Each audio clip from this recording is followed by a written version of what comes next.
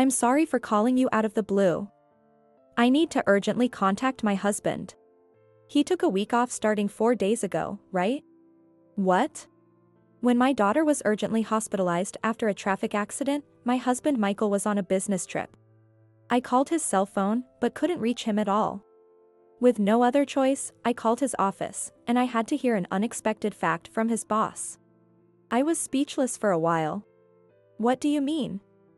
Wasn't he supposed to be on a week-long business trip? Later, I learned about my husband's hidden side from an unexpected source. And I sworn myself to get revenge on him. Thank you again today. Emily, say goodbye to Mr. Smith. Goodbye, Mr. Smith. Standing next to my daughter waving at her kindergarten teacher, I smiled slightly too. It was a typical scene of picking her up from kindergarten. Emily, what did you do with your friends today?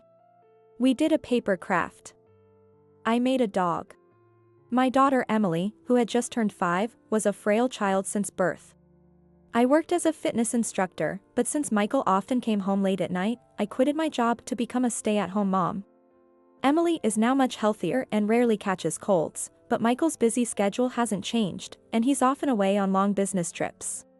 Even so, when he has days off, he helps with housework and plays with Emily. Michael works so hard, I need to make sure to take good care of Emily. I genuinely believed that. Mom, look. The flowers are blooming. Emily let go of my hand and walked ahead to see the red flowers blooming by the sidewalk. Mom, look. See? Watch out. What I saw was a car speeding towards Emily. At the same time, there was the sound of screeching brakes cutting through the air. Emily. For a moment, I couldn't understand what had happened. No, maybe I didn't want to understand. The car that crashed onto the sidewalk was severely damaged at the front, creating a burning smell. I ran frantically to Emily, who was lying beside it. Emily. Emily. Please call an ambulance. Holding her small, limp body, I fumbled to get my phone out, but my hands were shaking too much to make a call. Before I knew it, passers-by who noticed the accident came to help. I had no idea how much time had passed, but Emily and I were taken to the hospital by the ambulance. At the hospital, Emily was taken to the treatment room. I was told to wait in the lobby, but I couldn't sit still and paced around outside the entrance while trying to make a phone call. Of course, I was trying to reach my husband, Michael, who left for a business trip 4 days ago. But I couldn't get through. Damn it, why isn't he answering? Frustrated, I shouted in the lobby but quickly shut my mouth, feeling the stares from people around me. I took several deep breaths. Calm down. There have been times before when I couldn't reach him during his trips. I was calling Michael's personal phone. So, I thought it was understandable if he couldn't answer during work, but now I regretted not having asked for his work contact number. However, there was no use in thinking about it now. That's it, I'll call Michael's office. They can contact him from there. If it's his work phone, Michael would probably answer immediately. Thinking that, I quickly called Michael's office and explained the situation. His boss picked up right away. I'm sorry for calling you out of the blue. I need to urgently contact my husband. He took a week off starting 4 days ago, right? What? Vacation? For a week? Hello? Ma'am, are you okay? Oh, yes, thank you. Goodbye. I ended the call in a daze. My husband definitely said, I'm going on a business trip, when he left. But his boss said he's on vacation. So where is Michael now? A lot of thoughts raced through my mind, but I couldn't put them together. It was then. Annie. Are you okay? I turned around to see my friend Jane running towards me.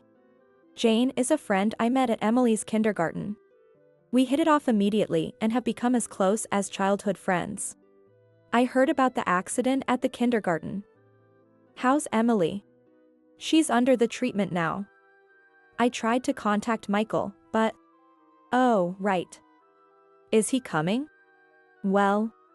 Mrs. Smith. Oh good, you are here. I turned again to see a nurse rushing over. A chill ran down my spine. Seeing my desperate look, the nurse smiled. Emily's treatment is over. She'll be fine. Really? When I went to her room, Emily was sleeping soundly on the bed. The doctor explained that she was sedated but would wake up soon, and I thanked him repeatedly in gratitude. It had gotten dark outside, and only Emily, Jane, and I were in the hospital room. The room was completely silent. As I calmed down, I thanked Jane again. "Jane, thank you so much for coming. Don't mention it." "So, when is Michael coming?" "Jane. I have a favor to ask." "What is it?" "Why so formal?" "I haven't been able to reach Michael. He said he was on a business trip, but it seems like he lied. I don't know where he is. I need you to find him because I can't leave Emily's side." "Got it. I'll take care of it. Leave it to me." "Thank you, Jane. I'll make sure to properly thank you later." Jane's confident smile reassured me, and I managed to smile a little. I finally got in touch with Michael 3 days after the accident. "Here's a souvenir from my trip." Michael, in his suit, handed me some snacks nonchalantly. During those days, I had been trying to reach him constantly, but his phone never connected. By the time Michael returned, Emily had already been discharged and was home. I watched Michael with a cold feeling as he said things like, "This business trip was really tough," and "I was extremely busy," in a phony manner. "I called and texted you constantly. Why didn't you respond?" "I was incredibly busy. But you could have at least replied. I told you Emily had an accident. I forgot to check my personal phone. I'm really sorry. You must be exhausted from looking after her. I'll take care of Emily so you can rest." Michael said quickly and went to Emily, who was playing in the next room. From his words alone, he might seem like a caring husband and father. I might have believed him without question a little while ago. But now, I know it was all lies. I know everything, Michael. The day before Michael returned, I was talking with Jane, who had come to visit me. I hate to say this, but I'll be honest with you. Michael is cheating on you. I knew it. So, that time, he lied about a business trip and went on a trip with his mistress. Since when? Could all those late nights and business trips have been lies too? It's possible. It seems the affair has been going on for quite some time. I see. Annie, if you want to get to the bottom of this, you'll need to investigate further. But how? Jane advised me to check Michael's phone and contact his office to verify his past leaves. I hesitated to do this, but I needed to know if it was a misunderstanding. I decided to investigate Michael's activities. Everything I found confirmed his affair. He used to say he was working late, but his boss told me that with the new work reforms, there's almost no overtime. And he rarely goes on business trips. And those messages on his phone. It's obvious. The contact name on his phone was labeled as a Mr. Green, but the content of all the messages was unmistakably affair. Messages like, "I can't wait to see you," and "We met at the wrong time," were filled with cliché, foolish words. Suppressing my nausea, I forwarded all the evidence to my phone. When it was all done, what I felt wasn't sadness but anger. So everything Michael has done was a lie. Being a good father and husband was all an act to cover his lies. I won't forgive him. Never. I vowed firmly. A month after the accident, Emily recovered completely without any lasting effects. Around the same time, Michael was going on another business trip.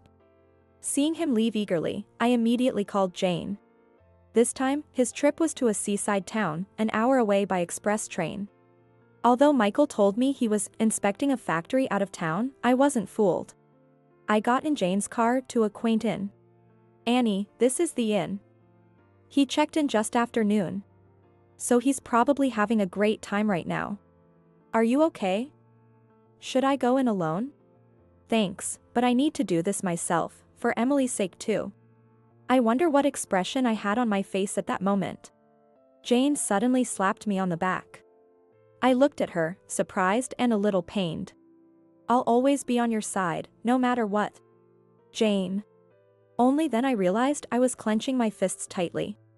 When I opened my hands, my palms were slightly red where my nails had dug in. I must have been very tense without realizing it. I exhaled and handed my phone to Jane. Please. Leave it to me. Jane took the phone without hesitation and called Michael, putting it on speaker so I could hear. The person on the other end was Michael. It took several tries, but finally, the ringing stopped and I heard Michael's irritated voice, "Hello?" After the recent event, he must have realized he couldn't keep ignoring the calls. However, judging by his irritated tone, we must have interrupted his fun. "Hello, is this Michael? I'm glad I reached you." "Huh? Who is this?" "Isn't it Annie?" "I'm Annie's friend, Jane. Annie collapsed and was taken to the hospital.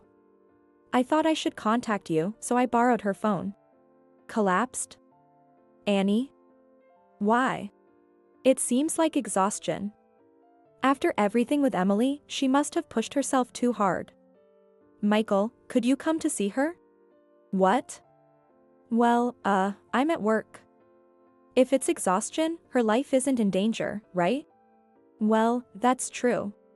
And you're there with her, right?" "I've heard about you from Annie. You two are close, aren't you?" "She'd be more comfortable with you there than me. Thanks for handling this. I'm really busy." With that, Michael hurriedly ended the call. I stared at the phone for a moment, but when Jane asked, "Are you okay?" I nodded firmly. "Jane, can we proceed with the plan?" "Of course." Jane and I got out of the car and headed to the inn. We went straight to, "What the hell are you doing here, Annie?" Michael, hastily wrapping himself in a robe, and his mistress stared at us in shock. We had barged into their room. "Since you wouldn't come to me, I came to you. You said you collapsed." I was so angry that I felt energized. "So, do you have anything to say about this situation?" Well, this is. Jennifer works for our supplier. Don't drag me into this." "So, you discuss business in the bed?" "Well, it's a special kind of business." Michael's incoherent excuses only made me sigh. More than sadness or anger, I felt a deep sense of emptiness. At this point, it's pathetic. "Just admit you're having an affair." My voice was surprisingly calm and low, and Michael was left gaping. The woman Michael was having an affair with recovered quicker than he did. She was the one Michael called Jennifer. "What are you old women doing in our room? This is an invasion of privacy. Right? Even if you're my family, you can't just barge into my room. What's wrong with this inn?" "Yeah, I'm calling the police. We'll sue the inn too." I could only be exasperated at Michael and Jennifer's triumphant attitude, but I knew that without proper preparation, we would be at a disadvantage. We were well aware of that. That's why we had planned for this carefully. "Do what you want, but it'll be pointless." "Huh? Do you know why we knew you were staying here?" "Because I set it up." "What? You used a coupon to book this place, didn't you?" "I slipped it into your bag." "Wait, didn't you put that there, Jennifer?" "I have no idea." "Did you choose this inn just because of a coupon?" "You are so cheap." Michael is notoriously frugal. I knew he wouldn't pass up a coupon. "And also, this inn is run by a friend of Jane. We've informed the staff about everything, and this room is actually booked under my name." "What?" The room had indeed been booked under my name in advance. I had asked the inn to cooperate and give the key for this room when Michael and Jennifer arrived. In the room I booked, I can do whatever I want. If anything, you two are the intruders. "What? Are you kidding me? And who the hell are you, anyway?" Jennifer looked ready to grab Jane. She had an intimidating expression, but Jane just smiled calmly. Given her profession, she was used to such situations. "I'm a private detective." "A private detective? So, you were the one who did all the investigation for this affair?" "Who knows? What the hell?" "Hey, Annie. What are you trying to achieve by hiring her and going through all this trouble?" "I provide for the family. And I love Emily.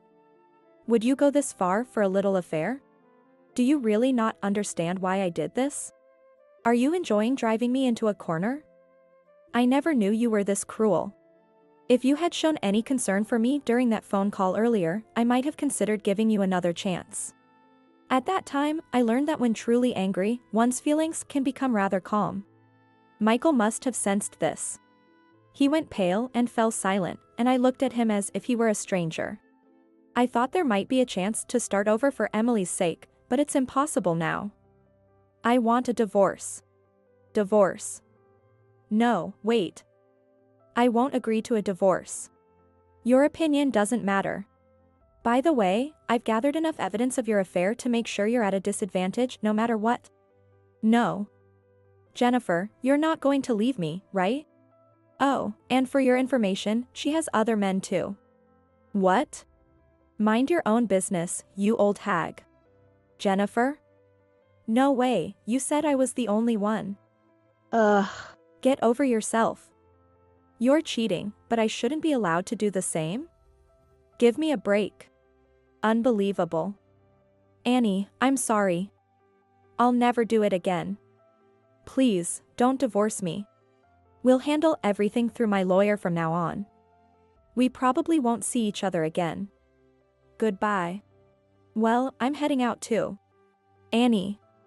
Jennifer. Please, don't leave me alone. Ignoring Michael's pathetic pleas, Jane and I left the inn. Outside, the sky was a brilliant red with the setting sun. All I could think about was returning to Emily as soon as possible. A month later, Michael initially resisted the divorce, but he eventually realized there was no chance to avoid it since it was entirely his fault. He agreed to the divorce. With ample evidence of his unfaithfulness and the fact that he had used our savings and Emily's education fund for his affair, he was in no position to argue. Michael had to repay the money he used and pay me $50,000 in alimony, and Jennifer also had to pay $30,000. I was financially secure for the time being. Michael's affair had been exposed at his workplace after I called his office during Emily's accident. His colleagues turned cold shoulders on him, and he eventually quit. Now broke from paying alimony and without a job, Michael was living day-to-day doing menial labor. As for me, I started working as a private detective at Jane's agency. Jane had said, with your background as a sports instructor, you've got the stamina and guts for this job. Someday, I hope to help other women in distress, just as Jane helped me.